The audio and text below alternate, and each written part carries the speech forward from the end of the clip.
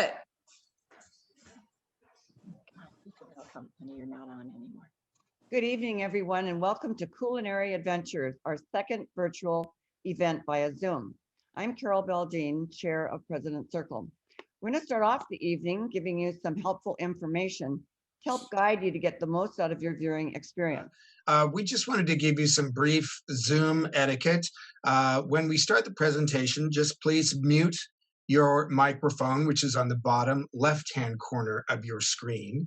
And later on in the presentation, we're going to have a trivia contest, and you can write your responses in the chat window, which is at the bottom middle of your screen. There's a little balloon. You can click on the chat button and write in your response and hit send. Otherwise, just stay muted until we finish the program and you want to say your goodbyes, and we'll get back to Carol. Thank you very much. Thanks, Matt, for stepping in. Since we're still unable to meet in person, we're enjoying the opportunity to create some new traditions as a result of COVID. 2021 brings a sense of new hope with the arrival of the vaccine, the end of the pandemic in sight, and hopefully a return to campus for the College of the Desert students. President Circle membership supports the Student Emergency Fund, which was established to help students succeed. It has distributed over $260,000 to those who are in need of essential services, such as rent, utilities, groceries, gas, medical expenses, childcare, internet access, and transportation. We have updated our levels of membership starting at $1,000 up to $25,000 or more. We encourage you to visit our website to see the benefits of joining President Circle. The website outlines in detail the opportunities for you. Just go to www.codfoundation.org for further information on how you can make a vital impact on the lives of students at College of the Desert. We have a special gift for all PC members who are attending tonight, this beautiful monogrammed apron just for being with us. And there is Ed Dean modeling the apron. To start off the evening, let's play COD trivia. Matt? Hi, everybody. I'm Matt Durkin, Director of Development. Tonight, I will read 3 COD trivia questions throughout this evening's presentation. If you know the answer to the question, please go to the chat icon located at the bottom middle of your screen. Click on it and send in your reply. I'll read the answers and announce the winners at the end of the presentation. The first correct replies will receive gift certificates to Nothing Bundt Cakes and Everbloom Coffee. Okay, here is the first question. What year was the culinary department established? If you know the answer, go to your chat box and send in your reply, or just guess. You might win. Back to you, Carol. Thanks, Matt. Barbara Foster Monachino is here with 2 COD alumni, Matthew Ortega and Efrain Mercado, co-owners of Everbloom Coffee in Indio.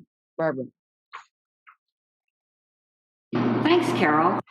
We're here today with a truly impressive and inspirational story of 2 young men who started their business in the Coachella Valley during a pandemic and operated out of parking lots for the first year. They are both alumni of COD, and with the support of their community and their families, their business has flourished. They are about to realize their dream of having a bricks and mortar store located in Indio at 81730 Highway 11, Suite 14, which is where we're filming today. This all began at an econ class at COD. So let's meet Matt Ortega and Efrain Mercado at their new premises. I have COD to thank for meeting Efrain. Without the classes that were offered there in that environment that was created, I would have never been able to make that connection. So I think for me, what I value most about COD, beyond just the educational element to it, is the social and personal element where you're able to make connections with people personally and professionally. You never know who you're going to be sitting in class with or what professor can maybe answer some questions for you and share some of their wisdom with you. You're taking classes with your peers that eventually will be professionals. I know a couple guys that I went to COD with who now either two of them have businesses or one of them is trying to start a business. I have a relationship with them due to COD because we took the same classes. And you meet professors that live locally, and a lot of them have businesses, so you're able to get real advice from real people. When we first started the business, I had a lot of questions, and I remember going to Kelly Hall. She was the head of business, I believe, for a little bit at COD, and she was just a great help. So yeah, I have COD to thank for that. Efrain might not be here today without the assistance of his high school career counselor, Glenda Morton. She would sign you up. She would say, hey, pull up your COD account. Let's register you. Let's sign you up for your financial aid. If you get accepted and you want to go, at least you have it all set up. So because of her, honestly, I went to COD. I thought it was too expensive to go to college, but she was like, no, there's a lot of help. There's a lot of financial aid. It's a junior college, so it's a lot easier to get in and to start, and it's not as intimidating as going to a four-year university right off the bat. So I have her to thank for that, and that's how I was able to attend COD. So yeah, COD was a great stepping stone to getting my bachelor's. It was over a year ago that Matt and Efrain got the inspiration to start Everbloom. Between my passion for coffee and then knowing Efrain, and he actually had some experience in coffee as well. We both have worked in coffee shops across the valley and then even beyond. We kind of just came together, and I said, hey, would you like to join me in this venture? And I think the valley would really benefit from a coffee, just an elevation in the coffee culture out here, because there was a lot of room for growth at the time, and there still is, honestly. I worked at Coffee Bean for a little while. Then I managed a coffee shop in Palm Springs for a little while. And through that time, I just developed a love for coffee. And more importantly, I fell in love with the environment of a coffee shop. You see people daily, you build relationships with them, and through serving people, you can do that with coffee. And I really love that element. So when Matthew had approached me, hey, I want to do this, I'm like, oh, well, I'm already in the industry, I have experience, and I love what I do. Everbloom is not just about selling coffee. We started out in parking lots. We didn't have a coffee shop at first, so we had to create an environment by just being ourselves and just making those connections. And so it does go to show that I think you can do that anywhere. We are both men of this community, of this valley. Truly, without the relationships we build, without the people that have kind of helped us along the way and been there for us to buy our coffee, to show up week in and week out, we wouldn't be where we're at today. There is no Everbloom without people. And I think that's why a saying you kind of adopted is coffee for the people, because we are members of this community as well. While Matt and Efrain share a passion for coffee, their tastes are very different. And for me, I tend to lean more towards coffees from those regions, like in Latin America or in South America. They have a nuttier flavor to them, they have a chocolatey flavor, they're a little more full-bodied. I like full-bodied on occasion, probably with a milk drink, but when I drink black coffee, I like a nice, African coffee, like Ethiopian. It's, really light, kind of tea-like. Coffee is actually a more complex food than even wine was, the grape of a wine. There's about, I think, roughly 1,100 flavors you can extract from the grape of wine. But with coffee, I think it's roughly around 1,300 unique flavor profiles. So I understand that you have created a good morning COD coffee. Yeah, so the specialty drink that we prepared today is just going to be a slight twist on a classic of ours. It's the house-made butterscotch syrup. We're going to take that and we're going to pull 2 shots of fresh espresso from the machine. We're going to steam some milk up to a perfect temperature and consistency so it's nice and frothy. We're going to mix the espresso with the butterscotch syrup, and then we're going to pour that perfectly textured milk into the cup, and then we're going to just finish it off with a dash of fresh cinnamon. And so the cinnamon and spice is going to complement the caramelized sugar flavor and the butterscotch really nicely. And it's all going to pair really well with the coffee.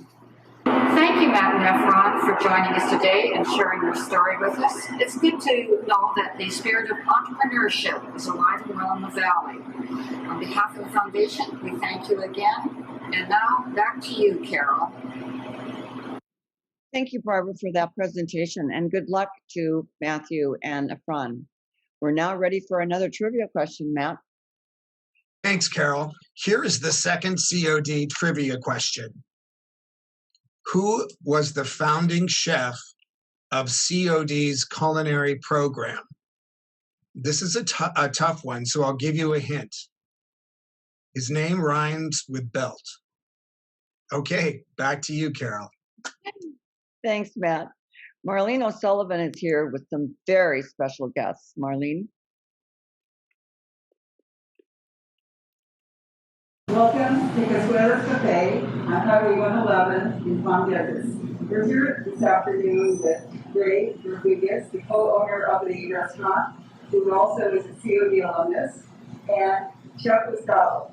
Ray, tell us a little bit about what we're going to be seeing the chefs here today. Well, thank you, Marlene. Welcome to Casuelas Cafe. Today's chef Gustavo Delgado is going to be preparing for you our camarones rancheras. And we've got a large amount of ranchera sauce here. We're going to be creating some guacamole, chunky style, and then he's going to be sauteing shrimp in the sauce for the dish. Thank you. And today we're going to be making chunky guacamole, which has become a very favorite way of enjoying guacamole over the last 10 years. We used to just do the creamy version, but we developed a product with a little more texture, and boy, do people enjoy it. And here you see Chef Gustavo starting with a little onion chop for the chunky guacamole. Then obviously some tomatoes we'll be chopping up here. Chopping cilantro for the chunky guacamole, another element that is not in the creamy guacamole. You'll notice Chef even chopping up the stems, and people are afraid to use that, but it's important you have that. It adds texture, a little bit of crunch to the dish. This is pickled jalapenos, not too much, and those are diced up a little bit. Again, nothing is cut too fine because you want the texture, the feel. Part of it is being able to see the ingredients of the dish, and that's part of the attraction. It's a visual dish. Here you're going to see Chef add the actual avocado. The creamy guacamole obviously is more like a dip, something you would traditionally see in our restaurants. It's all done with avocado. It would not have in it the cilantro, and it would not have in the onion. Some people are very sensitive to that, so we haven't made it like that. If you'd like a spicier guacamole, what I recommend is you put in a little bit of fresh jalapenos, not too much, finely diced. The other alternative would be a serrano chile, which would be, again, finely diced. Do it to taste. A little goes a long way. And, you know, it is important that you use avocados that are soft to the touch on the outside. You don't want to use firm avocados for this. You want to be able to make a little indentation with your thumb in it, and you know they're ready for guacamole. Now, you'll see that's a little light toss. And again, you don't want to disrupt the ingredients too much. You just want to blend them. And then finally, present it in a dish. We eat with our eyes. It's very important. We could present it in the mixing bowl, but doesn't that look so much better? You'll see his final touch. He's going to put a little parsley on there because the old saying in the restaurant, no green is obscene. It's probably overkill on this dish. It could stand like it is, but old habits die hard in the restaurant business. There's your chunky guacamole. And now we're going to look at making a very long time popular dish at Las Casuelas Restaurants, camarones rancheras. And it is a mild, flavorful, vegetable-based shrimp dish. And you see Chef here dicing onions. So we use white onions, but you could use yellow onions, but we like white onions. And all he's doing there is sweating them. He's not cooking them. He's not browning them. In fact, this whole sauce, you see a little garlic powder going in now. This whole sauce is meant to be done al dente. That's a little bit of pepper. He's going to add a little salt to it as well. Here he's adding a little bit of jalapeno, and you notice it's seeds and all. If you have digestive problems involving seeds, you would obviously want to de-seed. but we like the flavor of the seeds. There's a long time history in many cultures about the vitality and power that you gain from ingesting seeds. So we like to include the seeds. As far as the tomatoes, people ask all the time, and I tell people use fresh product, use good tomatoes, but you don't have to spend a lot of money. Use what's in season. So you can even use Roma tomatoes certain times a year. They're really great buys. You can use that in this sauce. It'll work just fine. And again, as he combines the vegetables, he's going to last add the bell pepper. And again, the reason why is we don't want a mushy sauce here. We'd like something with a little firmness and texture to it to contrast the shrimp. And so red and green bell peppers make a nice visual as well as flavor element to the dish.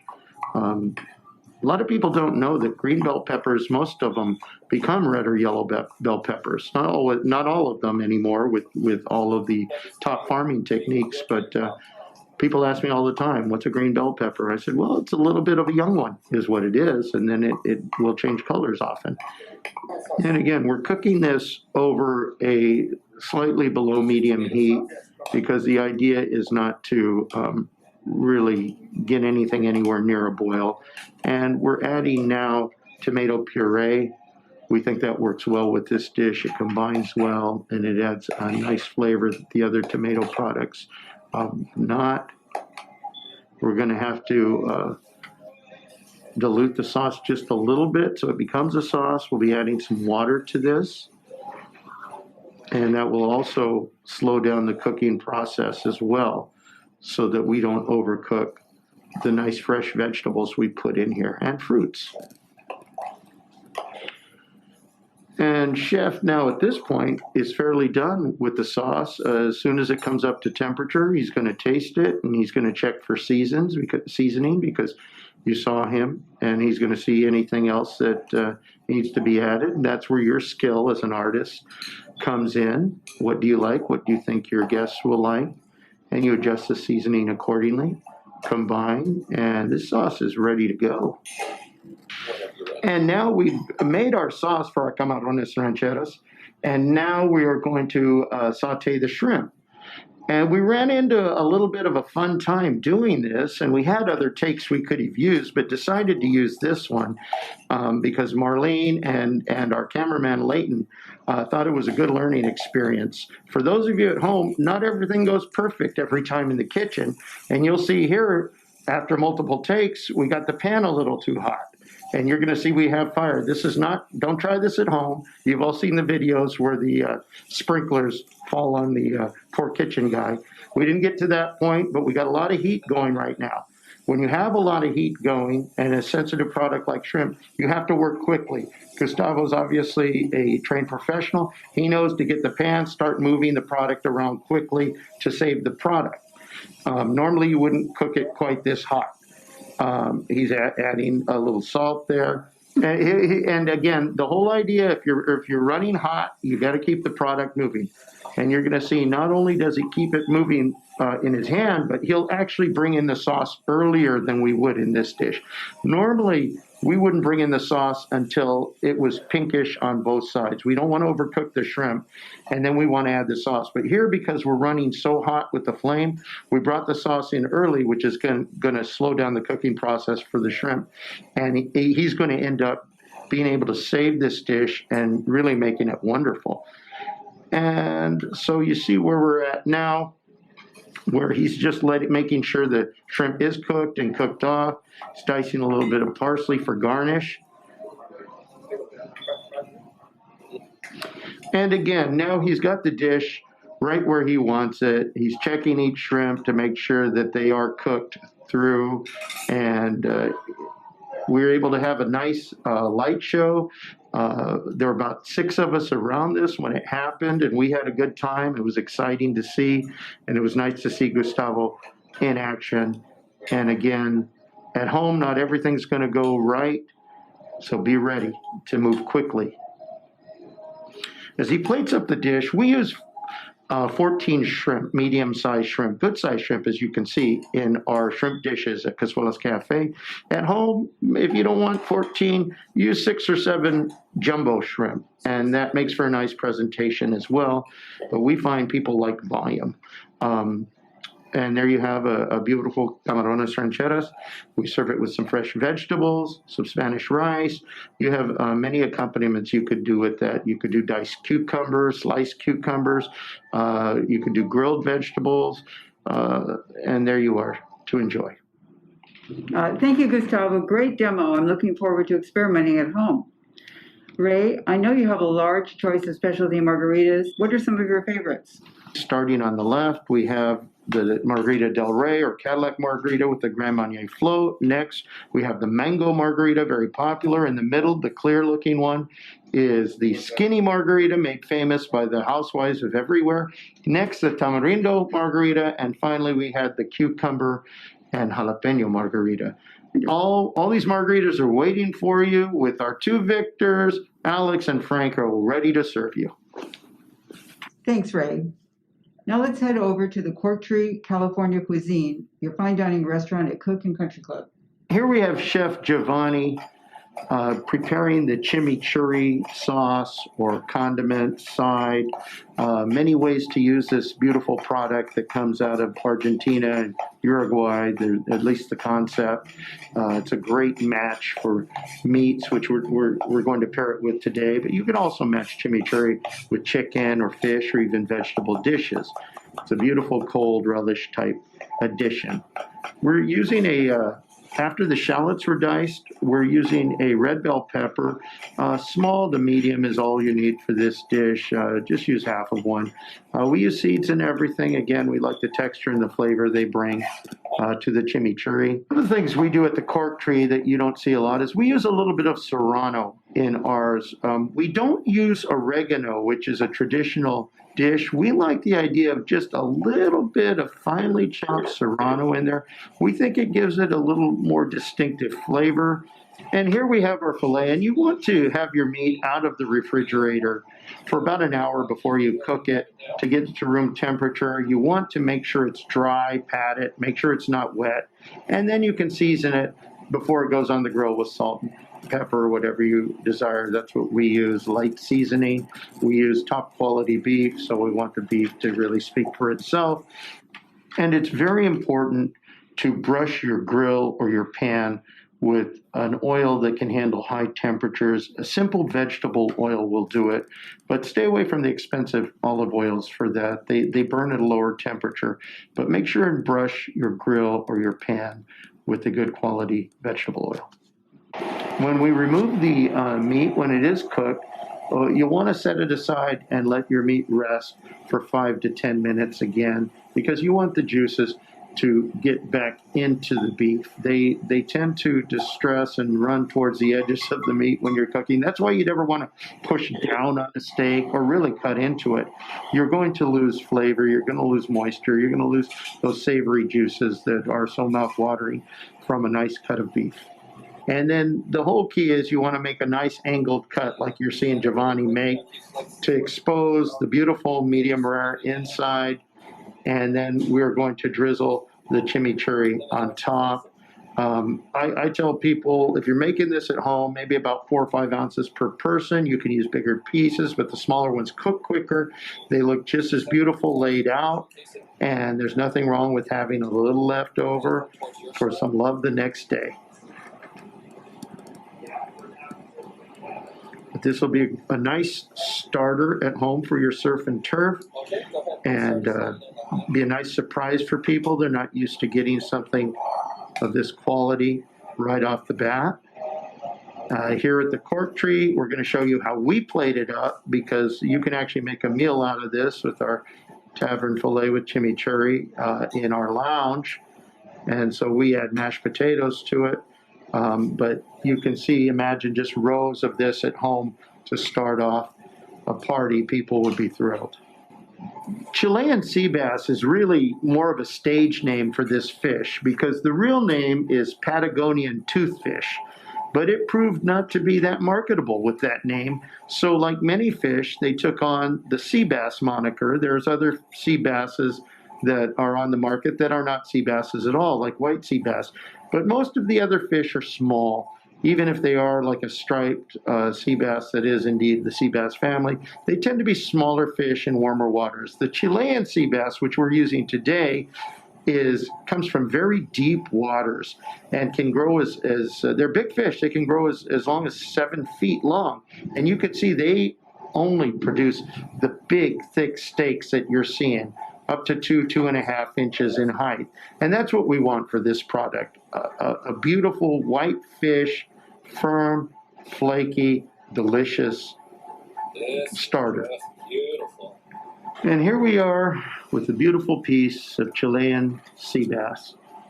We're going to put that in the saute pan at pretty high temperature, again, with a little bit of oil on the bottom, because what we're looking for is about a 2-minute sear on each side to try to get a golden brown exterior.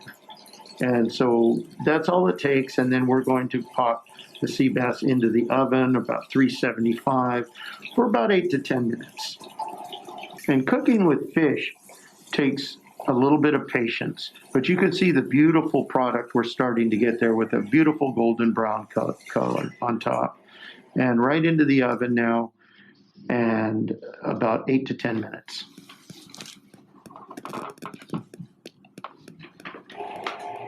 Okay, and we're going to watch Giovanni assemble the finishing elements for the sea bass here, where he's going to be putting the edamame, and then those are some mushrooms that have been julienne in there. And you're going to see him combine a little bit of a pre-made sauce in there with the soy marin, sake, a little sugar. He's working on the jasmine rice right now. We like to add, there it is, a little ginger into the jasmine rice. Makes it very flavorful.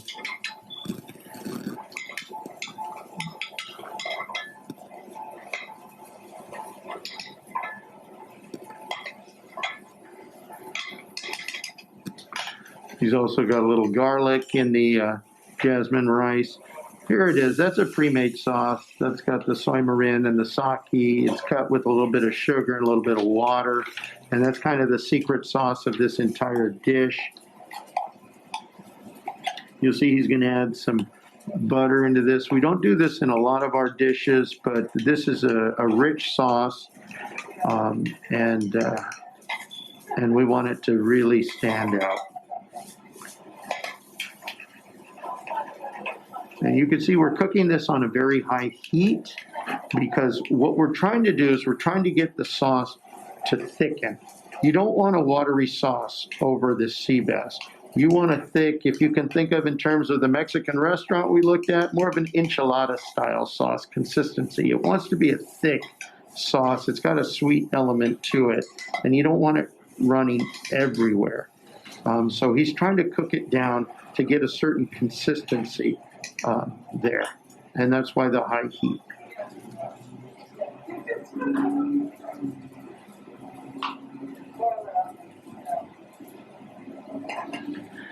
And you can see the shiitake mushrooms that were julienned in there, and the edamame. They're getting a pretty good treatment in there. And now he's starting to check the consistency and until he likes what he sees. Ready? Okay. And here comes Giovanni. We did not flip the fish in the oven. We just put it in and let it cook out. Now we give it another quick around, and then we're going to start bringing the sauce into play. Because you can just lay the rice down on your plate, but we like to use molds because it's going to bring additional height and impressiveness to the dish. You can do this at home, get yourself a little mold like that. You will just absolutely wow your guests when you see the finished product. You see you have to compact the rice just a little bit so it stays there when you remove the mold. We garnish this dish with a little bit of pickled ginger and a little bit of wasabi. think those are great flavor complements to the sweet sauce and the thick, beautiful sea bass meat. And you can see how easily that sits on the stack of rice. And then here comes the final touch is the sauce, and then we're going to top that with some greens. And you can see what we're talking about with the thickness of the sauce. Sure, it's got a little bit of, element where it can still run, but you don't want to put a watery sauce down on that. You can see how it sits on the plate because it is thickened. It's not moving everywhere. He's finishing this off with some microgreens. I believe those are radish sprouts. You can use microgreens. You have a beautiful dish there. And today we've got a couple of beautifully finished dishes that you can pair with a variety of wines. Obviously with the filet, you can do anything from a Pinot Noir, you see a beautiful syrup there, on up to a Bordeaux style or Mirage style wine, up to a Cabernet. And with the sea bass, you can do anything from a simple Chablis or Sauvignon Blanc, Pinot Grigio. If you prefer a red, lovely Pinot Noir with that would go wonderfully as well. And as my friends like to say, cheers to you. As my brothers like to say, L'chaim, which means to health. And as we say in Spanish, salud, to health, my friends. Thank you, Ray. You've been so generous with your time and inspiration. I know a lot of our viewers will be experimenting with all the exquisite dishes that were demonstrated.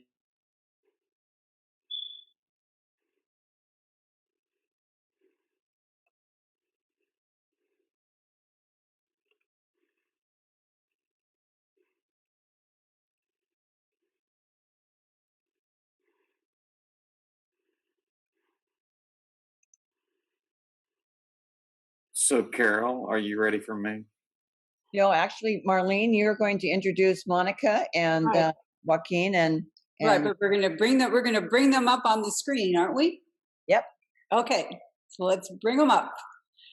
I take great pride right now to introduce Monica Vasquez, plus Joaquin Delgado and Ray Rodriguez. So where they come. Joaquin and Ray are the co-owners of the Casuelas Cafe and the Cork Tree. Monica, let's hear from you first. You met Joaquin and Ray a number of years ago while applying for a hostess position at one of their restaurants. Did you ever think that would result in them becoming the great mentors they have been and changing your life? Well, it's been an amazing journey, and I couldn't be more grateful to Ray and Joaquin for taking me under their wings, excuse me. But yes, so as a high school student, it was Ray Rodriguez who hired me as a hostess at Las Casuelas Nuevas. This was the beginning of a 17-year career in the restaurant business. A few months later, after graduating from high school, I enrolled in College of the Desert.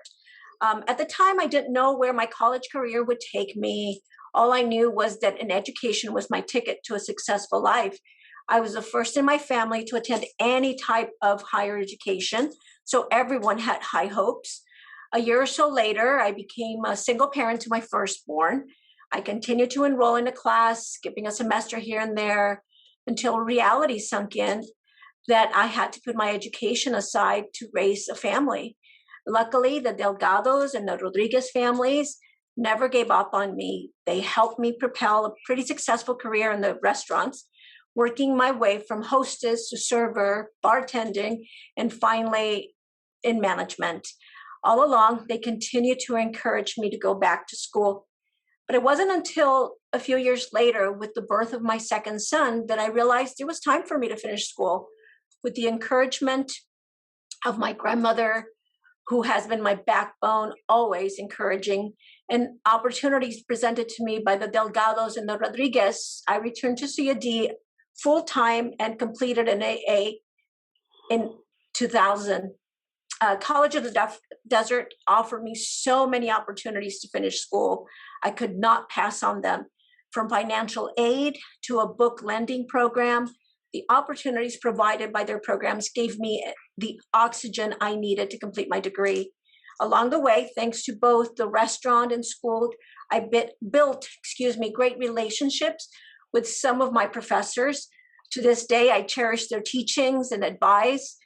And soon after completing my AA, I transferred to Cal State San Bernardino, and in 2002, completed a bachelor's degree in business administration.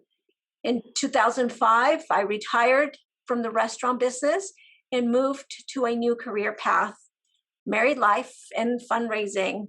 Today, I'm Assistant Director of Development for Eisenhower Health Foundation, the fundraising arm of the hospital. And this has brought me, full circle. Here's where I've come to realize and truly appreciate the generosity of donors. Without knowing me, they invested in my education and they gave wings to my dreams. I will be forever grateful to them. Most recently, my husband and I opened our own business. Though I continue to work for the hospital, I help my husband during my downtimes. My first 2 children are now finishing college. My firstborn is a chemical engineer, completing a PhD in chemistry at Northwestern University. My second son studied at UC Santa Barbara and is now completing a computer programming degree in Northern California. And my baby girl is an 8th grader at James Workman Middle School.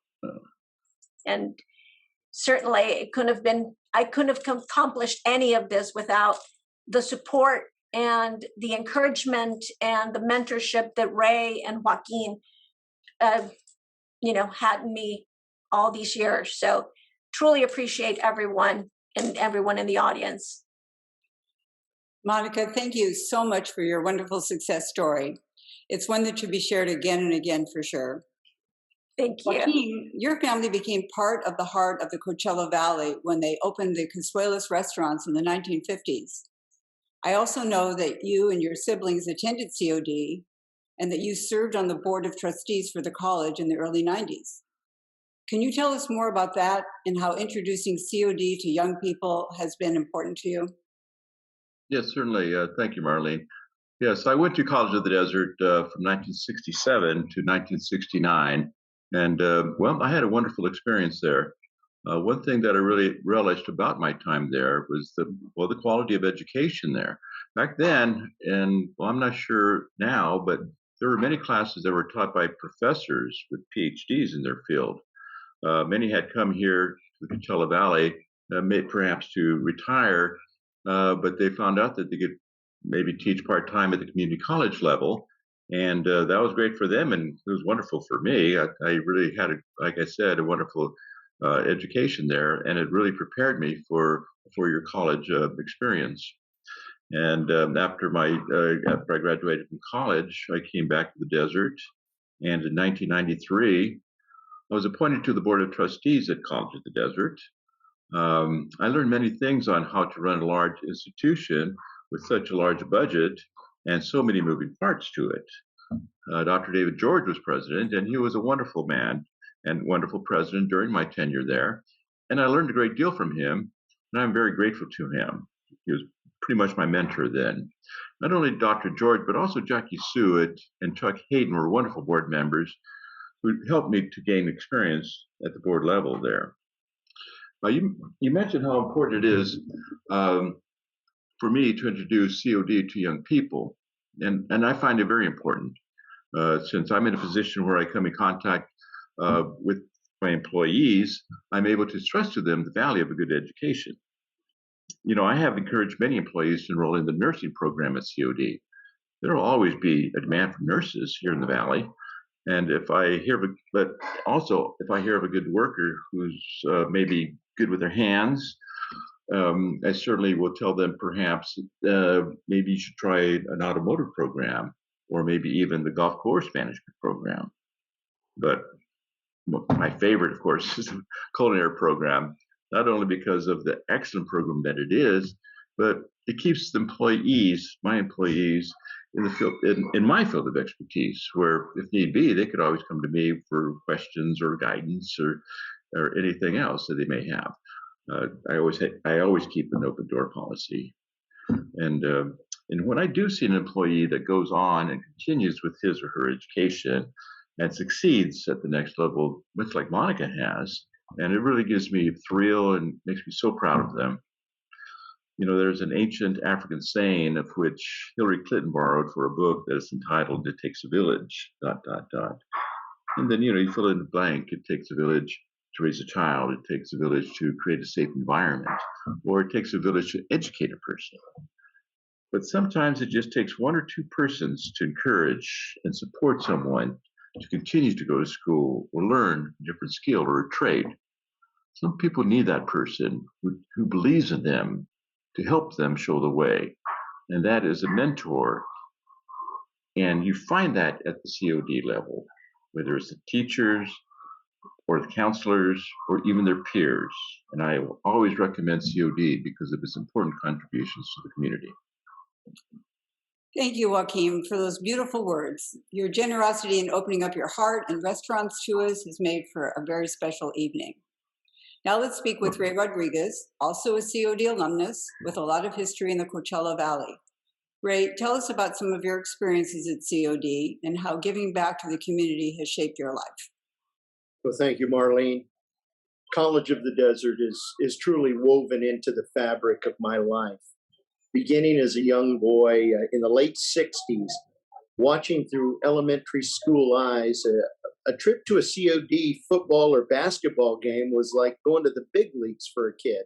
And why wouldn't it be? I remember riding my bike there on hot August days to watch the world champion Pittsburgh Steelers work out at COD on the football field, or in the winter watching the LA Lakers come and practice in the gym.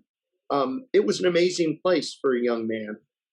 In fifth grade, under Coach Don Thompson, who later became a friend, his family's, friendly with me as well. I was a bat boy of the baseball team at 9 years old, traveling Southern California with local college guys, some colleagues of Joaquin's, it turned out, guys like Ron Swoboda and Paul Payne. Well, I'll tell you, for a 9-year-old kid traveling with guys like that, that was indeed an exciting level of higher education.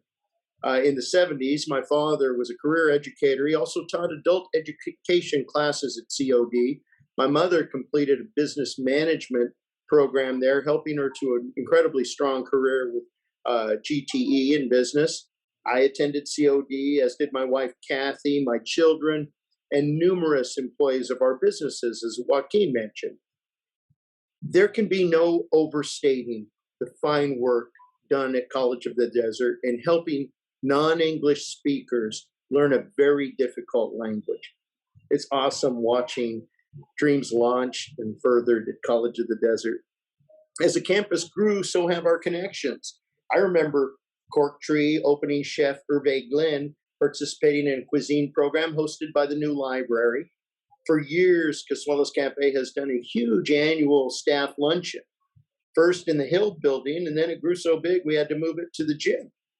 We fed many COD football teams over the decades.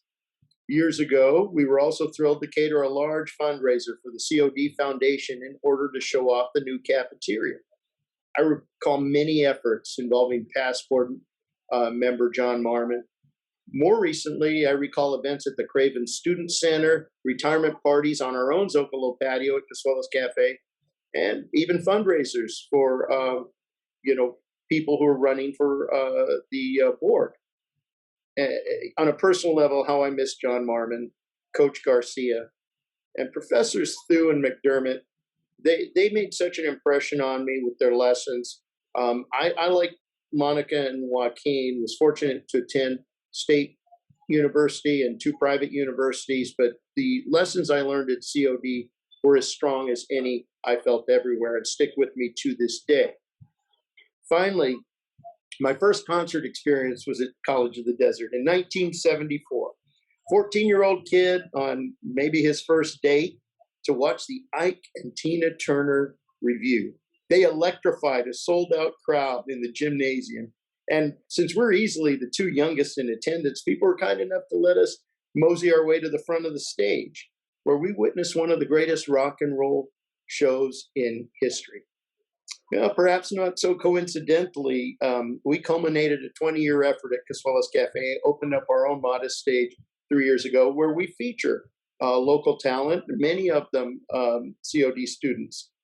That show, though, that day culminated in Tina's classic version of Proud Mary.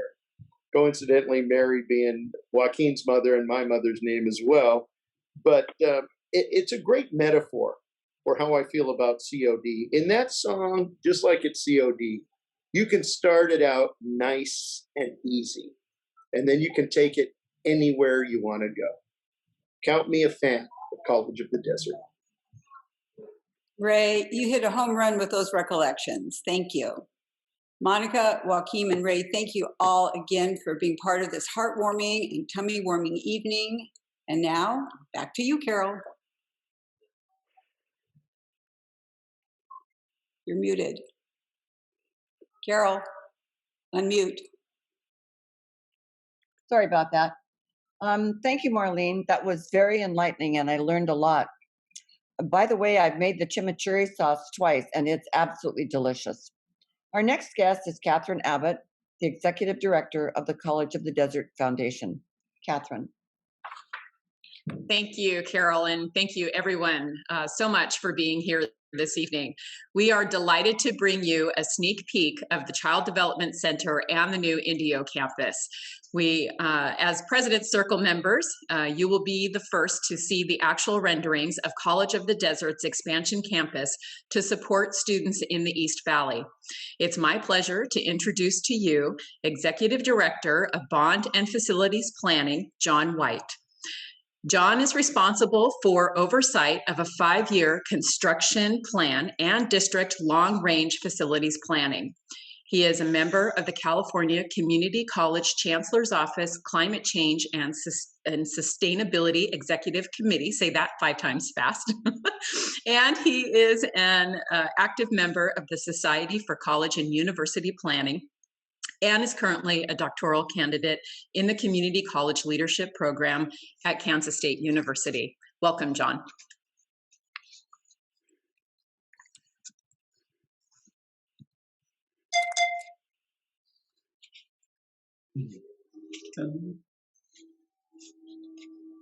Bear with me just a moment.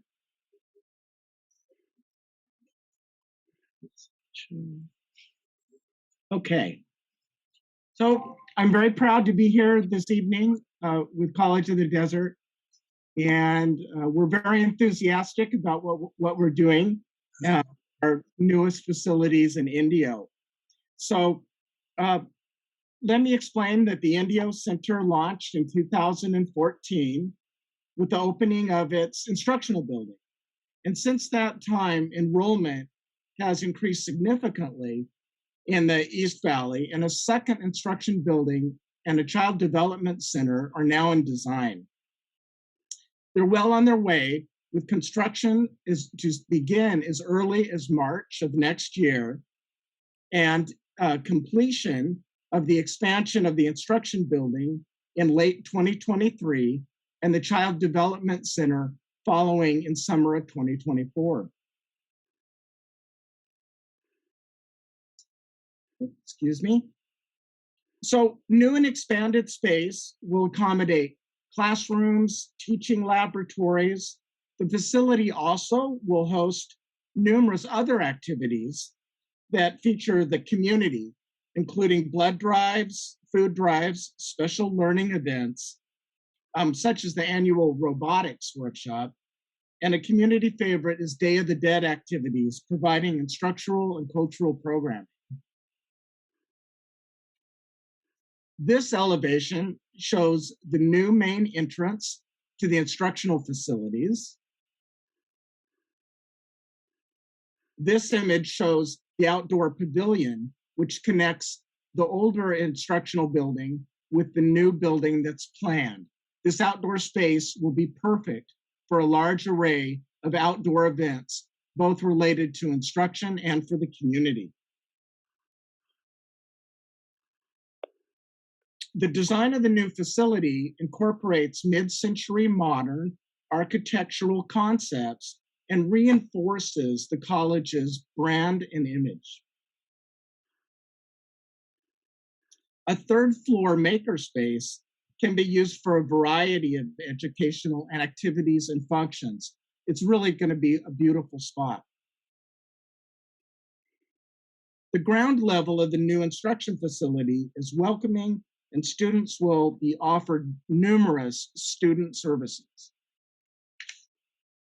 The new lobby in the instruction facility provides generous natural light, informal collaboration space, and a coffee bar. This is an image of the cafe dining area on the ground level where students and others will be able to enjoy food and coffee. This is an exterior elevation of the new Child Development Center. It's directly across the street from our initial instruction building located on Oasis Street.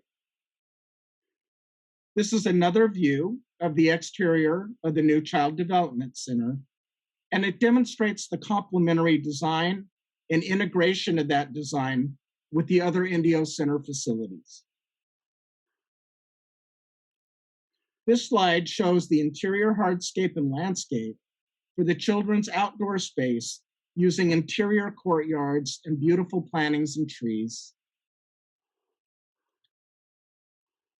This slide shows more outdoor play areas.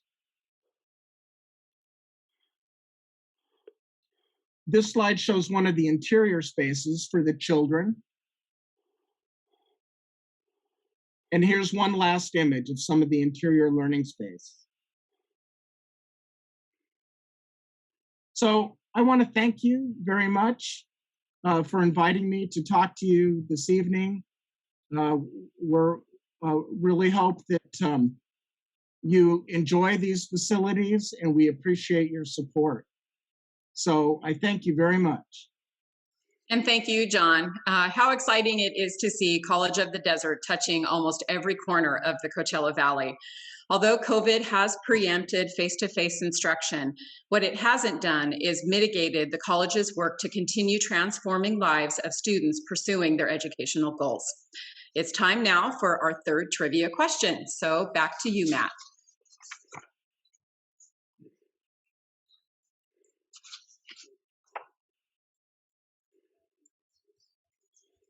Thanks, Kathy. Before I go on to the next question, seems like we're having a bit of trouble with the second question, so I'll give you another hint. And it's not Chef Bano, as many of you thought. So I said the last name rhymes with belt. It's a one-syllable name, and the first letter is a W, X, Y, or Z. So try one of those four, and you have a 25% chance of winning. Okay. Time for the last question. How many years did Chef Bano lead the culinary program? Please submit your answer in the chat window. Now, Kathy, can you provide us with a quick update of the Stepping Up for College of the Desert campaign? Absolutely. Thank you, Matt. It's my honor to invite President's Circle members and guests to join us in Stepping Up for College of the Desert. Stepping Up for College of the Desert is a campaign designed to raise $2.3 million this year to fund the following 4 pillars of student success. The Student Emergency Fund provides a bridge for students in financial crisis and helps to ensure they can stay in school. This fund has been a crucial lifeline in this challenging year, supplying more than $260,000 in aid since March of 2020. Our goal is to raise an additional $100,000 so we can continue to support basic needs such as housing, food, transportation, and childcare costs, which often must be met before students can continue their education. California community colleges are recognized as the solution to building and training tomorrow's workforce. Your support will help us enhance the workforce development programs that are a core part of the College of the Desert mission. As the college continues to grow with 5 new campuses on the horizon, support is needed to outfit programs which require applied learning. Our goal there is $800,000. And the Fund for Student Success allows the College of the Desert Foundation to direct funding to the areas of greatest need across campus, whether it is for student emergencies, an urgent program need, or to purchase regalia for our largest graduating class in school history in 2020. This fund makes a critical difference in the lives and education of our students. You can see we have a lofty goal there as well at $700,000. The EDGE Pledge program ensures that any graduating high school senior who wants to go to college can, thanks to the Pledge scholarships that pay for all tuition and fees. And to smooth the transition to college, the Summer EDGE program prepares them for college life and the new academic challenges they will face. Since 2017, nearly 6,000 students have successfully completed Pledge, and many have gone on to complete their undergraduate degrees at four-year universities. All of these pillars are resting on a foundation of the Fund for the Future, legacy gifts that will sustain the programs over the long term.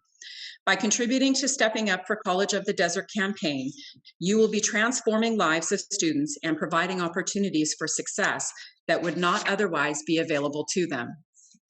We thank you so much for being here with us this evening, and we are so grateful for your generous investments in the College of the Desert President's Circle membership. Your gifts are creating a better tomorrow for College of the Desert students. Thank you. And now back to you, Carol.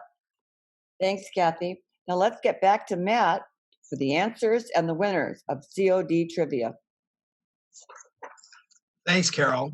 All right, it's time to announce the winners. For the first question, what year was the culinary department established? The correct answer was 1985. No one got it on the dot, but Maureen and Wayne Johnson came the closest.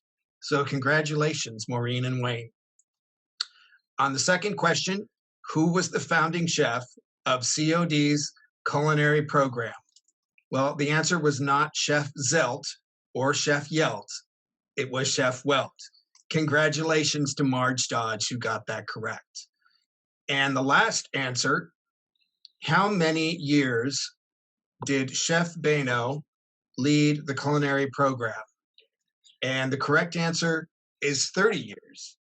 No one got that on the dot either, but Marge, you were the closest. Congratulations for winning 2 out of 3 of the trivia questions. And congratulations to all the winners. I'll send you your gift certificates in the mail. Now, back to you, Carol. Thanks, Matt, and congratulations to the winners.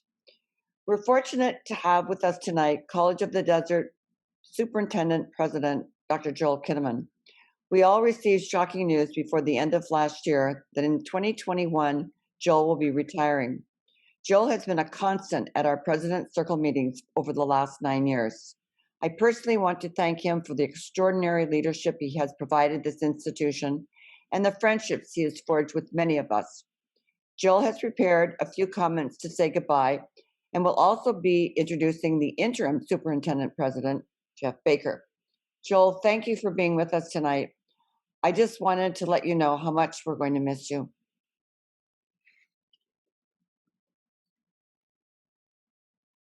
So, Carol, you know that you both have a special place in my heart. Thank you. I'll be going off script, so that'll probably make a few people crazy tonight. And so hopefully it won't be too much off script. Ray, it was great to see you. We enjoyed working together on several things over the years, and it was really a shame that I had to follow these presentations of these meals because everybody's hungry. And so I'm like going, you know, did I get the short end of the stick here? What's the deal? But having said that, you know, I really want to say good evening to all of you. And I want to thank you for attending this evening. This series that we have of culinary adventures. And I am very grateful, not personally, but for our students, for your membership in the President's Circle. you really demonstrate your unwavering support of our students. And yes, Carol, I did announce my retirement effective March 31, 2001. And there's never a good time to retire. But we are going through a professional transition for me. And it's become clear that this is the right time. And so many of you, we have become friends and colleagues and connected and bound by our commitment to this community. And so many of you know that Chris and I have been the primary caregiver of my mother. And she came here about 4 years ago. And things have been declining, of course, as we all on the screen are probably experiencing day by day. And so we're dealing with this public health crisis, and we've been struggling to balance those ongoing demands of the workplace with the challenges of caring for her and my family. Now, I'm going off script. If you get the Desert Sun and you open the front page and you see a woman that looks like she's homeless, this is why I didn't want this to be recorded, with another young lady, and they're in Palm Desert feeding the ducks and the pigeons. That's my mom.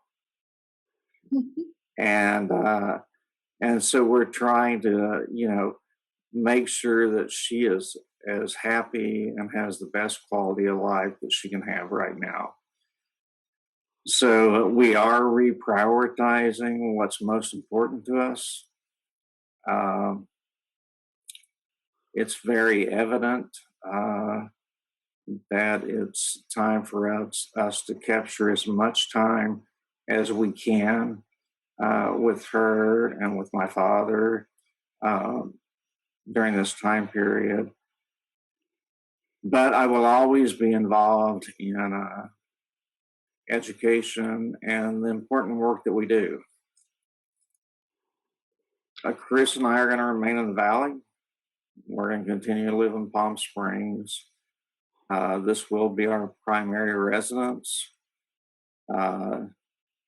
And we all know it's a very special, unique place. And it needs the magic that all of you bring to serve the students in our community. Because without the magic you bring, we would not be serving the way we're able to right now. So, Cause of the Desert, Ray, like you said, you've had your experiences here. Monica, you understand the college. It's an extraordinary place. And being a part of it over the past 9 years has been really the pinnacle of my career. And one of the things that makes this such a special place is the role that every one of these wonderful faces on the screen play in supporting our students.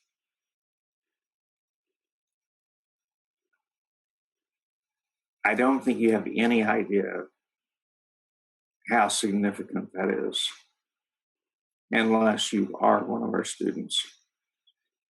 So the amazing work of the foundation also makes me, of course, the envy of all my peers. And tonight is certainly not the last time I will be seeing you. I did want to take this opportunity to acknowledge you, the work that you do.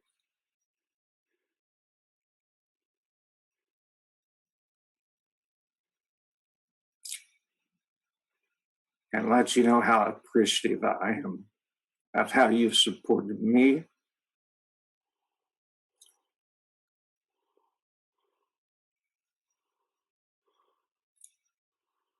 during my time as president of College of the Desert. So, great news ahead. The Board of Trustees has selected a firm that's a very good firm in presidential searches, and they are assisting the Board of Trustees in recruiting and hiring a top-level executive for our college. And I know you know, and I know, they can't be just a regular superintendent president. They need to be a dynamic leader who understands our college, but more importantly, understands our community. Our community is so unique, and we're here to serve those within our community. In addition, this includes our donors. They have got to have the ability to grasp what our community needs and connect with our donors so that we can place our students first, so that they can be successful. So, of course, the presidential search involves faculty, staff, students, and other key stakeholders. In the meantime, the Board of Trustees, I am very, very, very, very, very, how many times I'd say that, Carol? 3 or 4. I think you're very, very, very. I'm very pleased that the Board of Trustees have voted 5-0 with the unanimous recommendation of the college's vice president,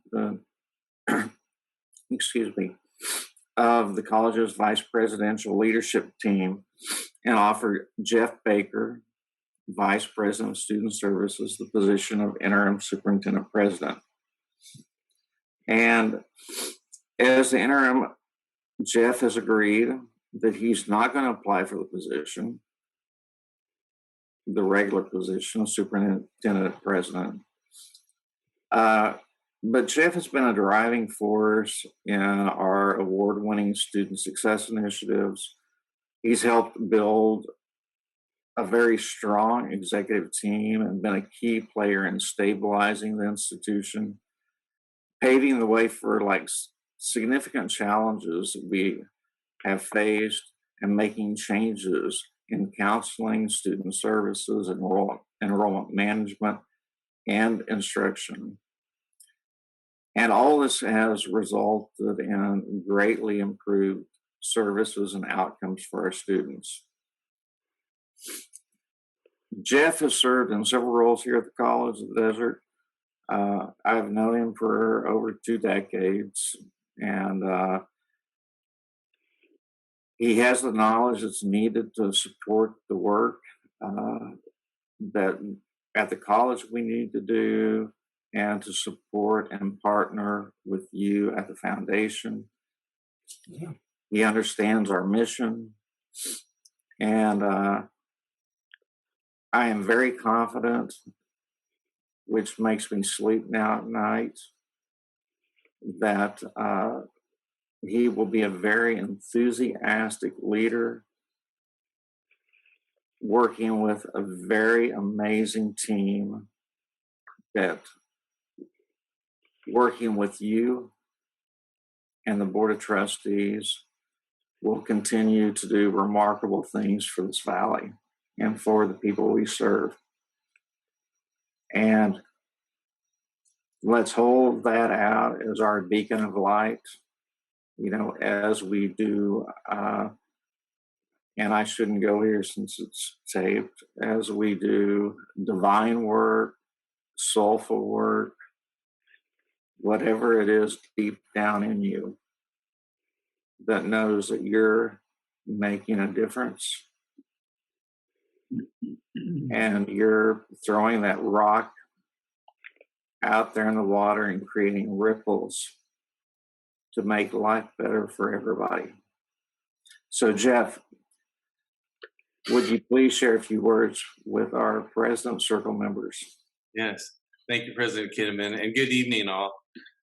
As Joel and I continue on his retirement tour, we've laughed and reminisced quite a bit about our history. As he mentioned, we've worked together on and off for about 20 years now, and we've had many adventures, to say the least, faced many obstacles, but we've always found a way to overcome those challenges and find great success and support of our students. Make no mistake, there is no replacing Joel Kinnaman. Joel is definitely one of a kind. I could go on and on about Joel, and he knows he's leaving a phenomenal legacy. He has an incredible passion for higher education. You can see he's got this heart that is just the size of a continent. And he didn't ever want us to see it, but we always knew that it was there. And he's given that heart and soul to College of the Desert and this community. Joel's been a mentor in my career. He's someone that I admire and I deeply respect. I know that Joel would agree with me that as much as he has done for College of the Desert, one person alone doesn't make a great place. It's our phenomenal faculty, our amazing staff, our incredible students, our wonderful board of trustees, our foundation. And I have to say, this is the strongest leadership team at the college I've ever worked with. The point is, it takes an entire campus community to really make an institution great. And as we've heard, this legacy has been going on and on for many, many years. In my new role as interim president, I look forward to working with the foundation, in particular, the President's Circle, in support of our students and their success.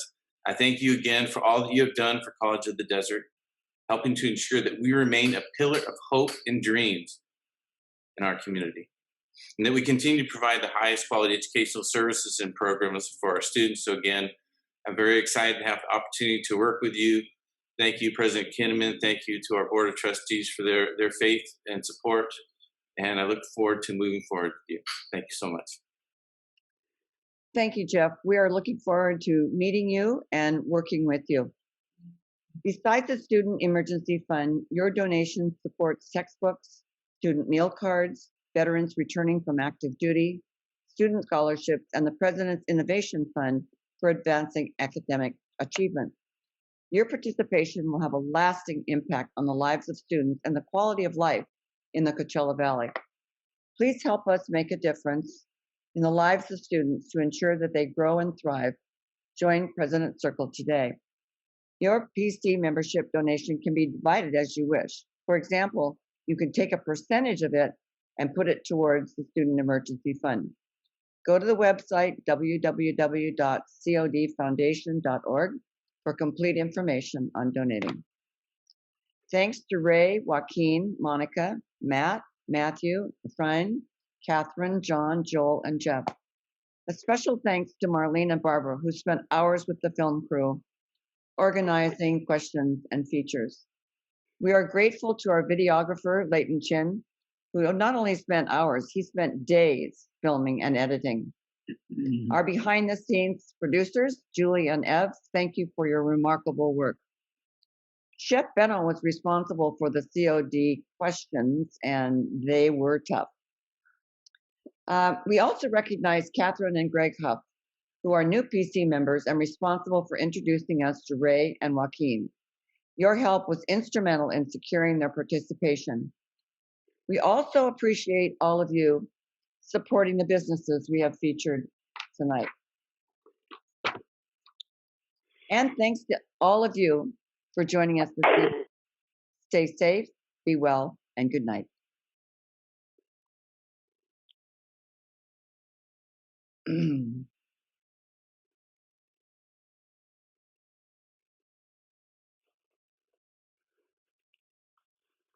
Good night. Thank you. Good night, everyone. Good night. Thank you. Good night. Good night. Thank you. Good night. Good night, everybody. Night. Good night.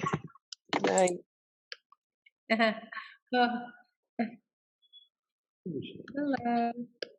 Bye, Diane. Bye. Bye-bye.